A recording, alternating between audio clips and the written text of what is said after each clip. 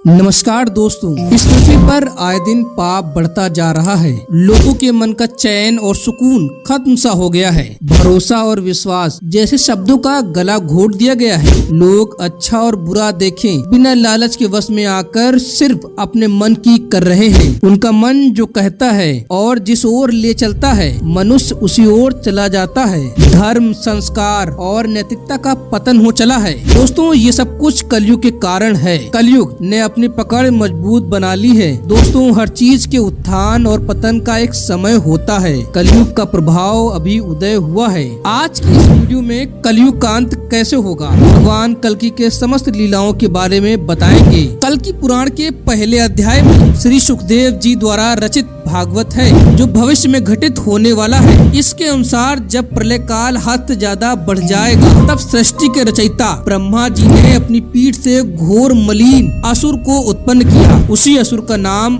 अधर्म हुआ। उस अधर्म का दंभ नामक पुत्र हुआ। दंभ का पुत्र लोभ हुआ। लोभ का क्रोध नामक पुत्र हुआ। उसी समय क्रोध और हिंसा के मिलन से संसार को नष्ट करने वाले कली का जन्म हुआ।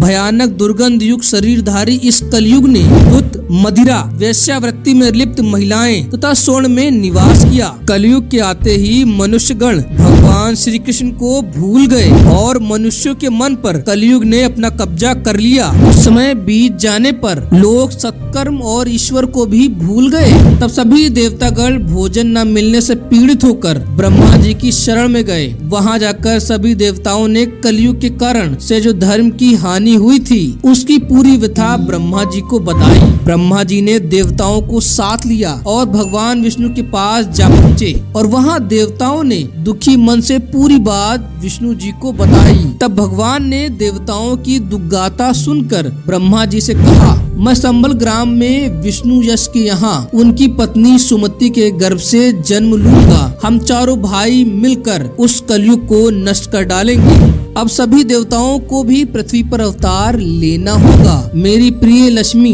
महाराज बृहद्रथ के यहाँ जन्म लेंगी। उनका नाम पद्मा होगा। इसके बाद भगवान श्री हरि विष्णु जी ने विष्णु यश के द्वारा उनकी पत्नी के गर्भ में प्रवेश होकर भ्रूण रूप धारण किया और वैशाख शुक्ल द्वादशी के दिन भगवान ने जन्म लिया। उनके जन्म लेते ही वायुदेव जी को आज्ञा दी कि वह उन भगवान जी को जाकर कहे कि वह अपने चतुर्भुज रूप को छोड़कर मनुष्य रूप में आ जाएं। भगवान के चतुर्भुज रूप के दर्शन तो देवताओं के लिए भी दुर्लभ है, अतः इस स्वरूप को छोड़कर मनुष्य रूप बनाए। ब्रह्मा जी का संदेश प्राप्त होने पर भगवान ने अपना स्वरूप दो भुजाओं से युक्त बना लिया। ये लीला देखकर उनके माता पिता आश्चर्यचकित रह गए। फिर उस संभल गांव में सभी पाप ताप नष्ट होकर प्रतिदिन भगवान के भजन होने लगे। भगवान के शिशु रूप का दर्शन करने के लिए परशुराम, कृपाचार्य, वेद व्यास और अश्वत्थामा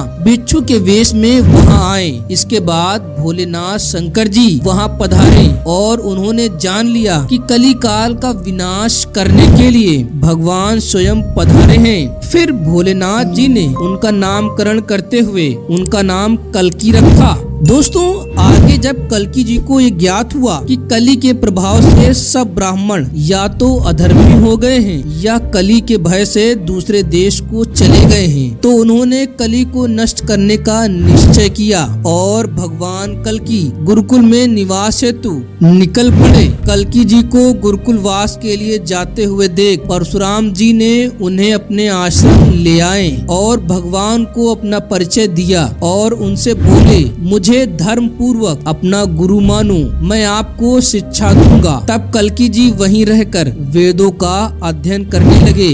दोस्तों, जब भगवान कल्कि 64 कलाएं और संपूर्ण धनुर्वेद का ज्ञान प्राप्त कर चुके हैं, तब वे परशुराम जी को प्रणाम करके भगवान महादेव के मंदिर गए और उन्हें प्रसन्न करने के लिए विधिवत पूजन करने लगे और भगवान शिव जी को प्रतिदिन एक मंत्र बोला करते थे। उस मंत्र को सुनकर भगवान शिव जी प्रसन्न हो गए और देवी पार्वती सहित वहां साक्षात प्रकट हुए और कल्कि जी से मनवांछित वर मांगने के लिए कहा। भगवान शिव कल्कि जी से बोले, मैं आपको मन की गति से उड़ने वाला ये बहुरूपी गरुड़ देता हूँ।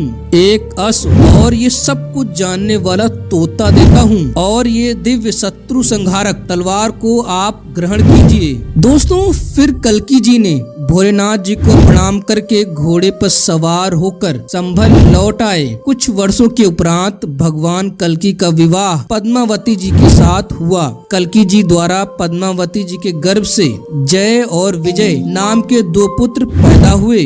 दोस्तों, एक समय कल्की जी दिग्विजय यात्रा पर निकल पड़े और सेना सहित खड़गपुर नगरी पहुँचे। ये नगरी बौद्ध धर्म के मानने वालों का मुख्य स्थान है। यहाँ के लोग वैदिक धर्म को नहीं मानते, अपने पितरों और देवताओं की पूजा भी नहीं करते। कल्की जी को वहाँ आया देख उस नगरी का राजा सेना सहित नगर के बाहर निकला। वहाँ कल्की जी की सेना और बौद्ध सेना के बीच में भीषण युद्ध शुरू हो गया। कल्की जी और बौद्धों में हर प्रकार का युद्ध हुआ। अंत तक कल्की जी ने उन सभी बुद्धों पर विजय पाई और उनका संहार कर डाला। इसके उपरांत भगवान कल्की का मलेच्छों के साथ भी युद्ध हुआ। कल्की जी ने उन मलेच्छों के समूह का भी वध कर डाला। कल्की जी बौद्ध और मलेच्छों को हराकर रत्न तथा धन लेकर सेना सहित कटपुरी की ओर लौटे। दोस्तों, एक बार कल्की जी ने दुखी रहने वाले कुछ मुनियों को अपने नगर में आता हुआ देखा। कल्की जी ने उनसे पूछा, आप लोग कौन हैं? आप किससे भयभीत हैं? और मुनियों ने बताया कि कुंभकर्ण के पुत्र निकुंभ की एक कन्या है। वो आकाश मंडल से भी ऊंची है। उसका नाम ठोंडरी है। उसी से हम भयभीत हैं। हमारी रक्षा कीजिए। तब कल्की जी ने अपनी सेना लेकर उस राक्षसी के पास पहुँचे और उससे युद्ध करने लगे।